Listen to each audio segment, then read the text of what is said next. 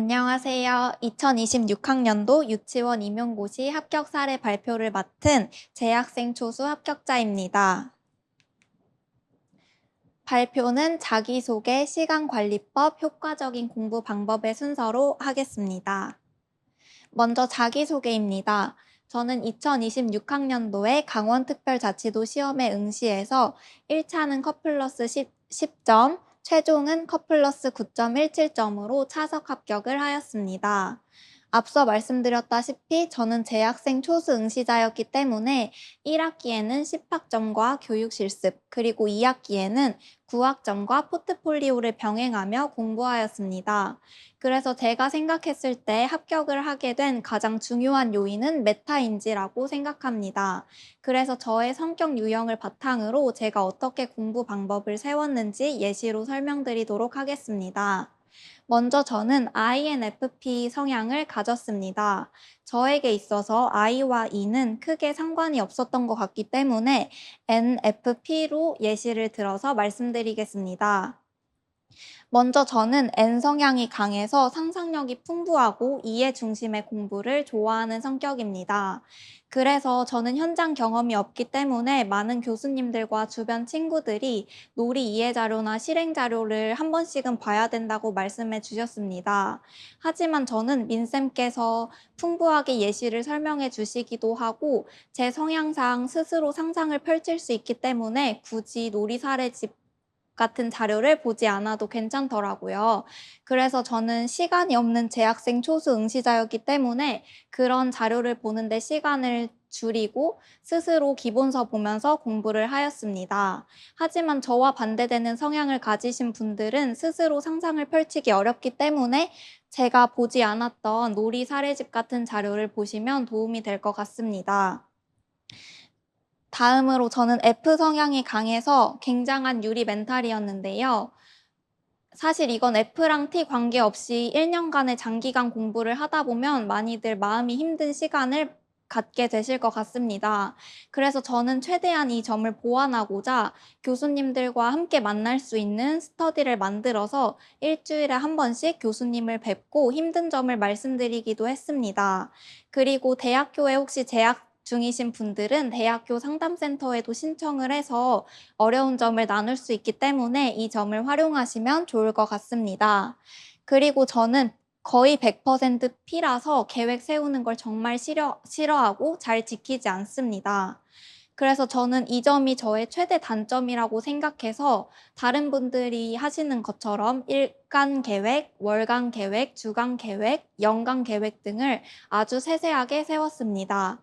그래서 내가 세운 계획들을 모두 다 실행했는지 체크하면서 공부를 하니까 스트레스도 덜 받고 나의 단점을 보완할 수 있었던 것 같습니다.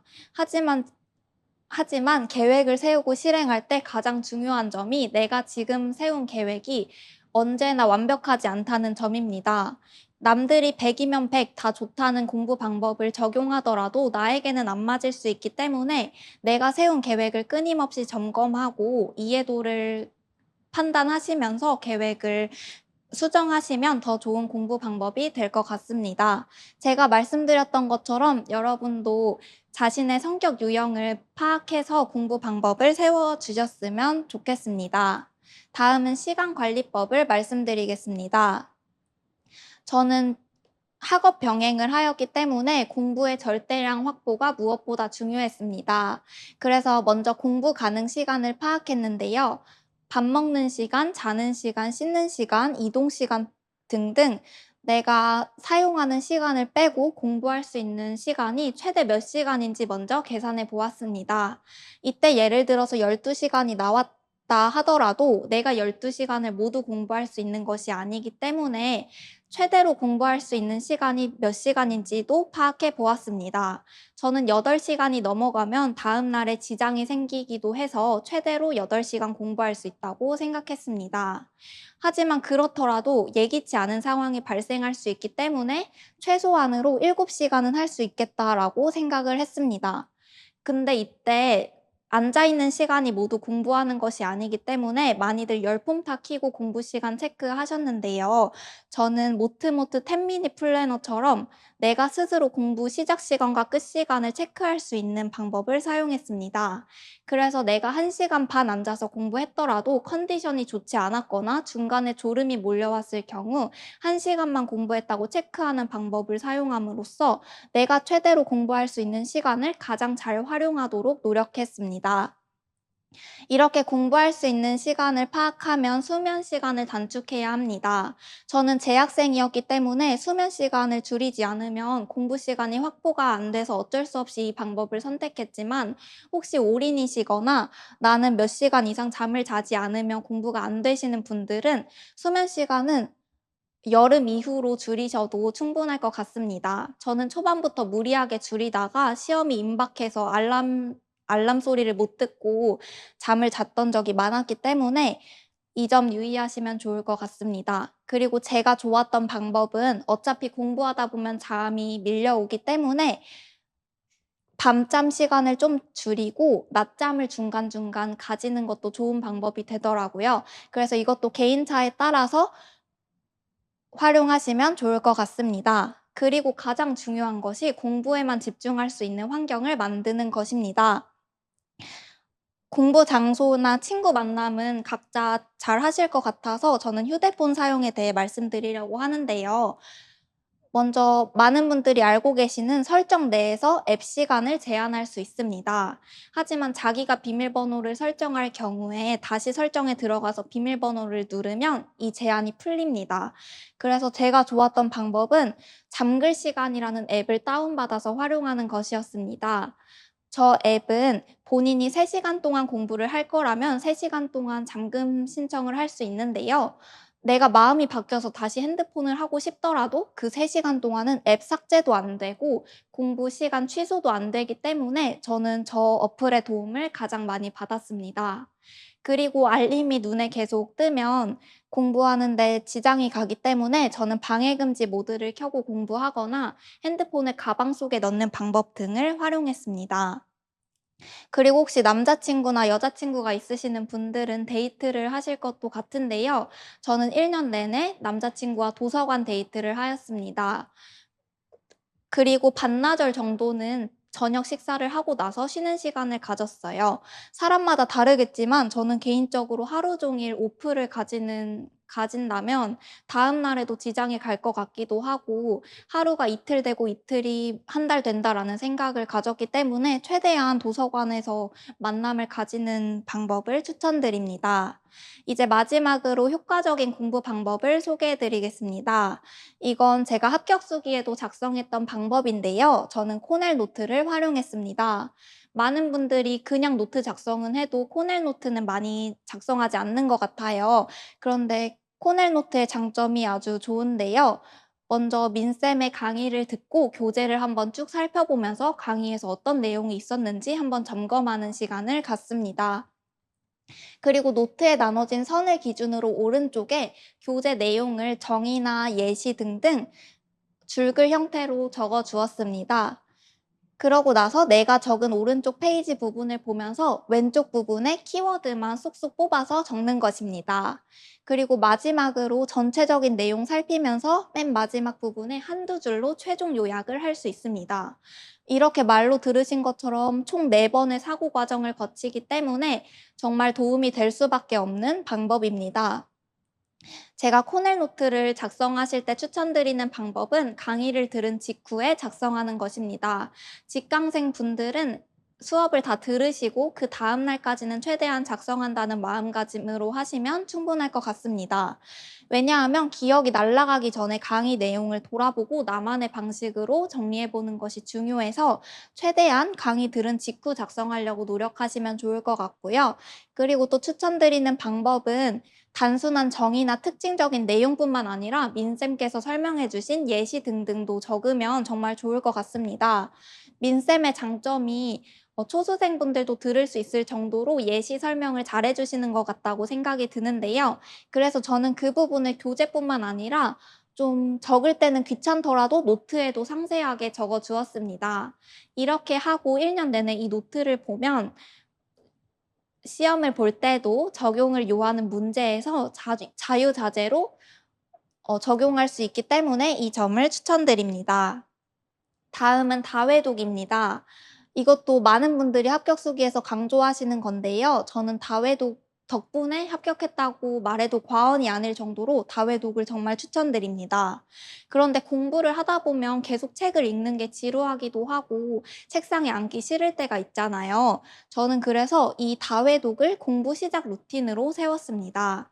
아침에 일어나서 졸리더라도 그 책을 보면서 잠을 깨우는 걸로 공부 시작 루틴을 잡으니까 1년 내내 공부하는 게 그렇게 힘들지 않더라고요.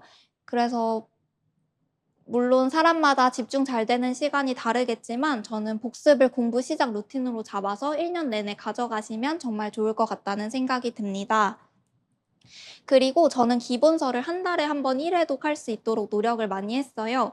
그래서 기본서의 전체 페이지를 30 일로 나눠서 회독표를 만들어서 매번 체크를 하면서 회독을 했습니다. 해설서나 건강안전, 요약하게는 분량이 상대적으로 적기 때문에 2 주에 1 회독 할 수 있도록 표를 만들어서 했습니다. 그리고 형광펜 공부 방법인데요. 1 회독을 할 때마다 점점 형광펜을 쌓아 나가면서 공부를 했습니다.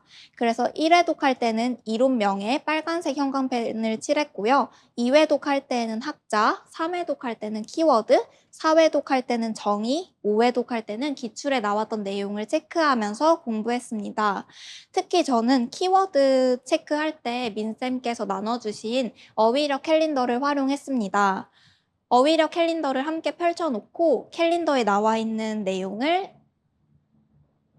형광펜 칠하면서 공부하면 이해 중심의 공부를 하더라도 필수적으로 외워야 하는 단어들은 암기가 자연스레 되기 때문에 저는 이 두 가지 방법을 추천드립니다. 그리고 자기 전 백지 쓰기도 도움이 많이 됐습니다. 많은 분들이 백지 쓰기를 하시는데 저는 그렇게 많은 글을 적으면 시간이 오래 걸리기도 하고 스트레스를 많이 받아서 최소화한 백지 쓰기 방법을 사용했습니다. 회독할 때 예를 들어서 3회독차라서 키워드에 형광펜을 칠하면서 읽었다면 자기 전에는 내가 형광펜 칠했던 키워드만 떠올리면서 한번 적어보는 것입니다. 그리고 기억이 잘 나지 않는다면 기본서를 다시 펼쳐서 빠르게 한번 점검해 보시면 내가 오전에 복습을 하고 중간에 강의를 들으면서 잊어버렸던 내용들을 다시 한번 상기시킬 수 있어서 저는 이 점이 가장 좋았습니다. 그리고 민쌤께서 아마 망각곡선에 대해 설명을 해 주셨을 거라 생각이 드는데요. 저는 강론 내용이 상대적으로 가장 많아서 힘들었기 때문에 강론 부분만 이 에빙하우스 플래너라는 앱을 다운받아서 복습했습니다. 이 앱의 장점은 내가 오늘 얼마 분량의 공부를 했는지 직접 입력할 수 있고 복습 주기도 스스로 커스텀할 수 있는 점이 좋았습니다. 그래서 강의를 들은 당일 하루 후, 3일 후, 7일 후, 14일 후, 30일 후 이렇게 제가 스스로 설정을 해서 이 주기에 맞게 복습을 했습니다. 누적되면 양이 정말 많아져서 하기 힘든데 제가 실습을 하면서 5월 내내 공부를 안 했음에도 불구하고 이 망각곡선을 활용해서 공부를 했더니 강론 내용이 많이 기억이 나더라고요.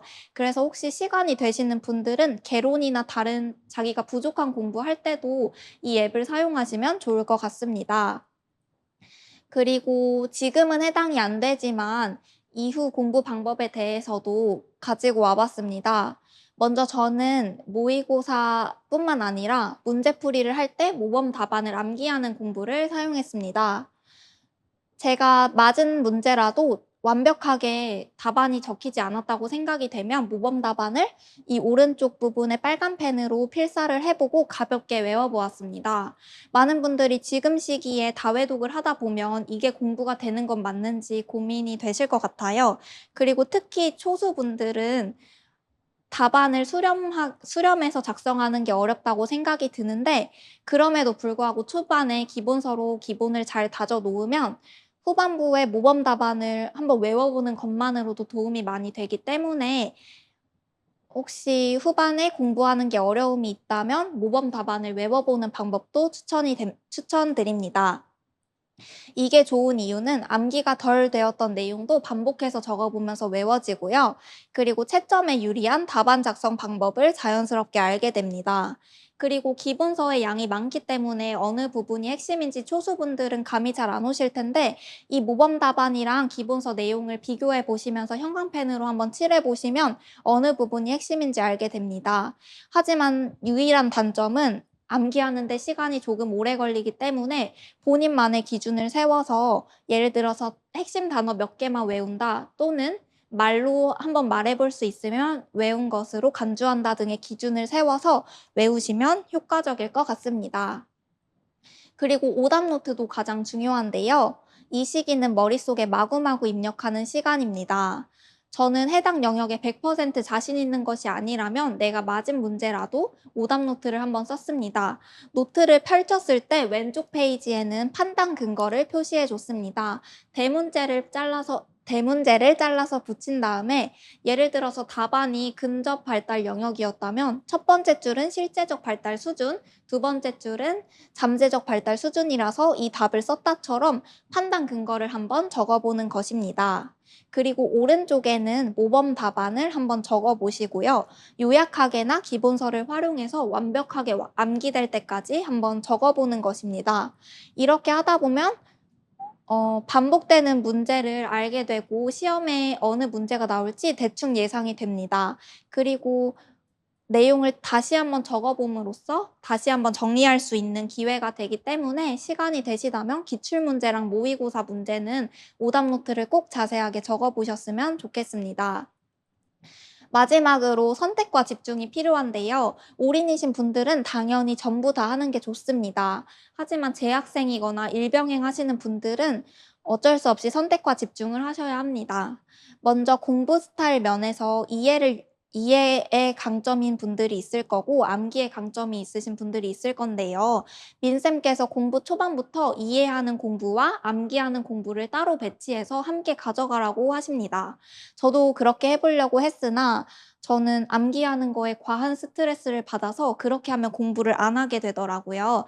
그래서 어느 정도의 타협을 해서 공부하는 게 필요할 것 같은데요. 저 같은 경우는 앞서 말씀드린 방법으로 다회독을 하면서 이해 중심 공부를 했습니다.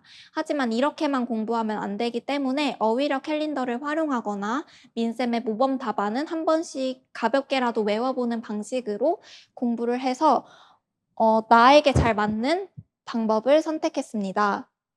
그리고 머릿속에서 내가 무엇을 알고 무엇을 모르는지 아는 것도 굉장히 중요합니다. 저는 실습 이후로 밀린 강론 강의를 들었더니 시간이 많이 부족했습니다. 그래서 문제풀이를 하는 시간이 절대적으로 부족해서 상대적으로 이해가 잘 되었던 개론 문제는 아예 풀지 않았고 강론 문제만 풀었습니다. 이것처럼 본인이 잘 아는 것과 모르는 것을 선별해서 공부를 하시면 좋을 것 같습니다. 그리고 마지막으로 중요도 파악인데요. 되도록 한 9월에서 10월까지는 내가 모르는 것 위주로 공부를 하는 게 효과적일 거라는 생각이 듭니다. 하지만 이제 시험이 임박했을 때는 판단력을 가지고 내가 모르는 것들은 과감하게 포기를 하고 잘 아는 걸 더 잘 쓰려고 노력을 하시면 좋을 것 같습니다. 저 같은 경우는 단순 암기를 못하는 편이었기 때문에 7대 안전은 과감하게 외우지 않았고요. 그리고 기출문제도 중요한 거 알았지만 시간이 부족해서 아예 풀지 않고 모의고사 문제로 대체했습니다. 이처럼 본인만의 기준을 가지고 선택과 집중을 하시면 시간이 부족한 재학생 분들 또는 일병행 분들도 효율적으로 공부해서 합격할 수 있을 것 같습니다. 마지막으로 하고 싶은 말이 있어서 이 페이지를 추가해 봤는데요. 공부를 하시다 보면 특히 초수생 분들은 이게 공부하는 게 맞는 건지 나는 못할 거라는 생각도 들고 내 옆에 있는 저 사람은 나보다 훨씬 잘한다는 생각이 들기 마련입니다. 하지만 합격 수기만 봐도 아시다시피 수험생의 유형은 정말 다양해서 자기만의 소신을 갖고 공부하는 게 가장 중요합니다. 특히 공부하다 보면 멘탈이 정말 많이 흔들릴 것 같은데요. 지금 시기는 괜찮은 것 같다고 생각이 들기도 하고 '나는 합격하면 다 이 기분은 괜찮아질 거야.'라는 마음이 들 때도 있지만 생각보다 그렇지 않습니다. 그래서 힘들면 주변 사람에게 도움을 요청하거나 상담센터를 방문해 보는 식의 등으로 멘탈 관리도 열심히 하고 체력 관리도 하면서 1년 동안 건강하게 공부하셨으면 좋겠습니다. 이상으로 발표를 마치겠습니다. 감사합니다.